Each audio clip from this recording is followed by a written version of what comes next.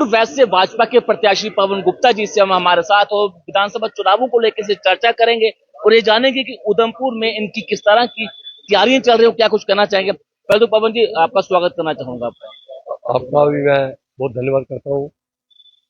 आप जम्मू से आए हैं, मैं आपको धन्यवाद करता हूँ। पवन जी, आपको भाजपा ने अपना प्रत्याशी उतारा है, कितनी तैयारी है उधमपुर में आपकी और क्या लगता है कि कौन सी ऐसी पॉलिटिकल पार्टी है जो भाजपा को टक्कर दे पाएगी जम्मू कश्मीर में। देखिए, मैं पूरे जम्मू कश्मीर की बात ये करूंगा कि बीजेपी सरकार बनाने जा रही है। उधमपुर की बात करूंगा तो हम तो लगातार पिछले 10 साल से लगे हुए हैं।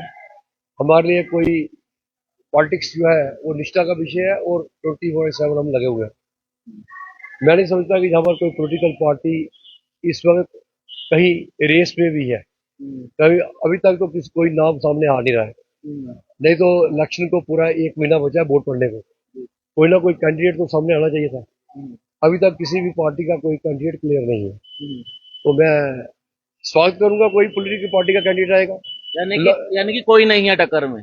मैं अभी नहीं कहूंगा, मैं कोई ऐसी बात नहीं करूंगा कि जिससे हमारा कोई अभिमान झलके, पर असलियत यह है कि अभी तक कोई कैंडिडेट है नहीं। तो मेरे को लगता नहीं है कि कांग्रेस या एनसी में कोई ऐसा कैंडिडेट है जिसने कोई लगातार 10 साल लोगों से संपर्क साधा है, लोगों की समस्याओं का निराकरण किया है या लोगों के सुख दुख में उनका साथ दिया। पवन जी, अमर उदुल्ला जी का अपना बयान था आज से कुछ महीने पहले।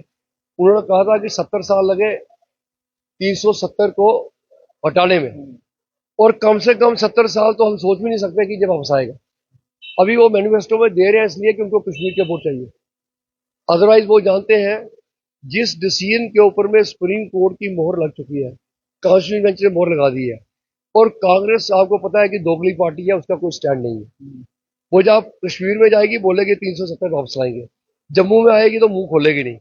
जहां तक स्टेटहुड का सवाल है, स्टेटहुड तो बीजेपी ने पार्लियामेंट के सदन में भी कहा है। सदन के अंदर में खड़े होकर हमारे आदरणीय होम मिनिस्टर ने कहा, हम ये लोगों को वायदा करते हैं कि स्टेटहुड मिलेगी, और सुप्रीम कोर्ट में भी सरकार ने कहा है, पर उसके लिए उचित समय पर उचित काम होगा।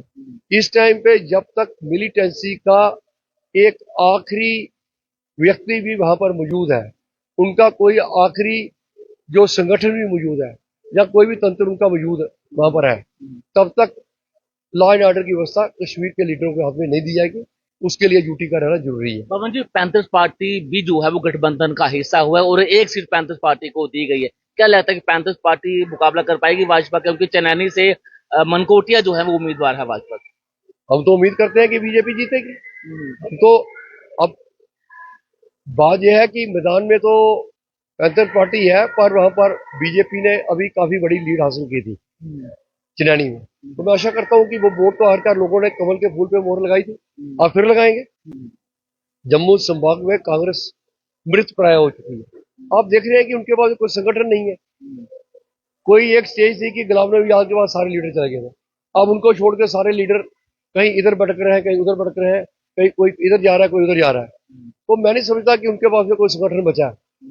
तो अभी इलेक्शन लड़ने के लिए वो लड़ेंगे, पर उनके पास में ना तो संगठन है, ना लोगों के अंदर में पेट है, ना लोगों की उनके प्रति कोई रुचि है, और ना लोगों का उनके जो मैनिफेस्टो जो अलायंस इशू कर रहा है उसके प्रति लोग बहुत ही गंभीर भाव से सोच रहे हैं।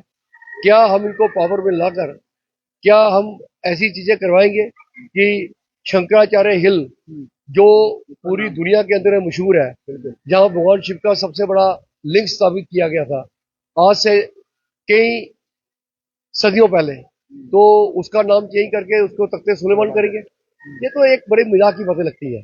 अब मैं नहीं कहना चाहता उमर साहब भूल जाए, ये उनके मुंगेरी लाल के हसीन सपने हैं। अब मुंगेरी लाल के हसीन सपने से देखने को कोई रोक नहीं सकता, पर कोई नामकरण चेंज होगा। आज कश्मीर के अंदर में लोग इनको ब्लेम कर रहे हैं कि अगर पत्थरबाजी में बच्चों ने जान गंवाई तो इन पार्टियों की वजह से गंवाई, अगर कश्मीर में शांति आई है तो वो बीजेपी की वजह से आई है। 370 हटने आई है। आज होटल वाला खुश है, शिकारे वाला खुश है, टैक्सी वाला खुश है, टेम्पो वाला खुश है, हाउस बोट वाला खुश है।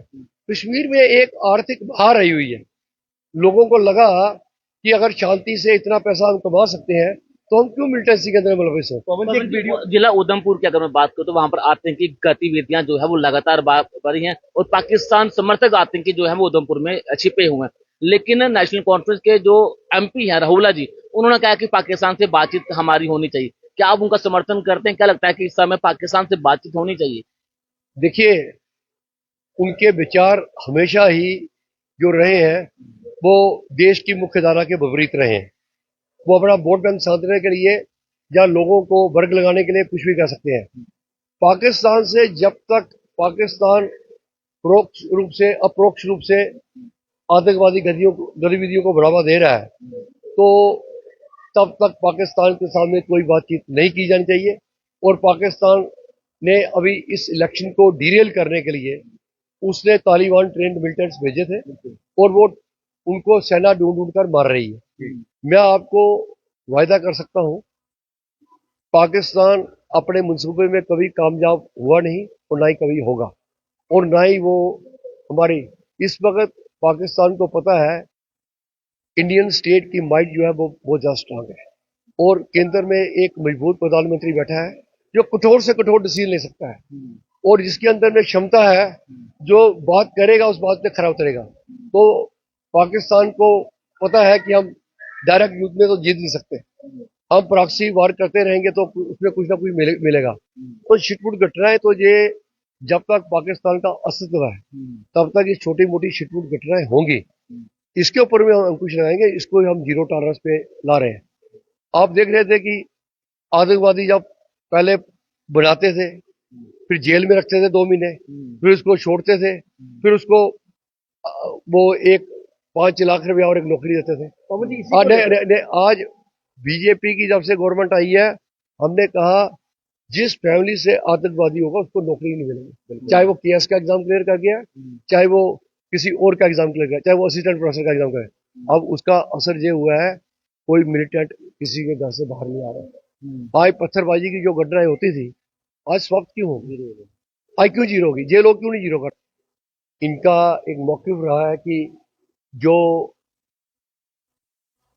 एक्सट्रीमिस्ट फोर्सेस है, सेसेशनिस्ट फोर्सेस है, उनको ये हमेशा सपोर्ट करते हैं। धारा 370 नहीं टूटती, किसी को क्या फर्क पड़ा था धारा 370 से अगर आम स्टेटों की तरह ये स्टेट चलती, सेंटर को कोई लेना देना नहीं था। पर 89 के बाद में जब इस धारा ने अलगाववाद की जननी बना और अलगाववाद जितना भी फैला वो इनका एक था कि हमने कभी देश के साथ विलय किया ही नहीं है, पूर्ण रूप से विलय नहीं हुआ। ये बोलते थे हमने इंस्ट्रूमेंट ऑफ एक्सेशन साइन किया, मर्जर इंस्ट्रूमेंट साइन नहीं किया। अरे भाई अब तो सुप्रीम कोर्ट ने उस पर मोहर लगा दी।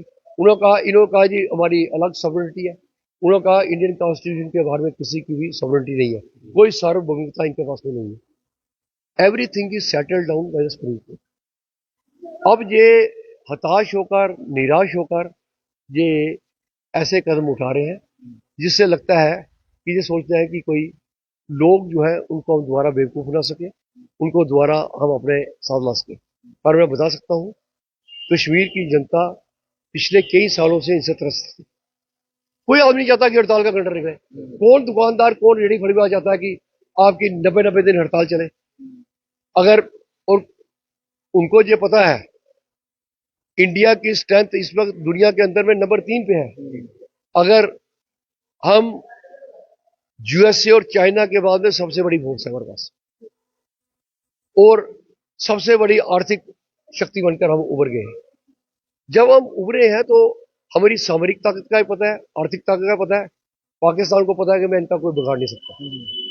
वो जैसे होता है कि वो कभी कभी वो छिटपुट घटनाएं अंजाम देता रहता है कि पाकिस्तान का अस्तित्व आया था हिंदुस्तान के विरोध में।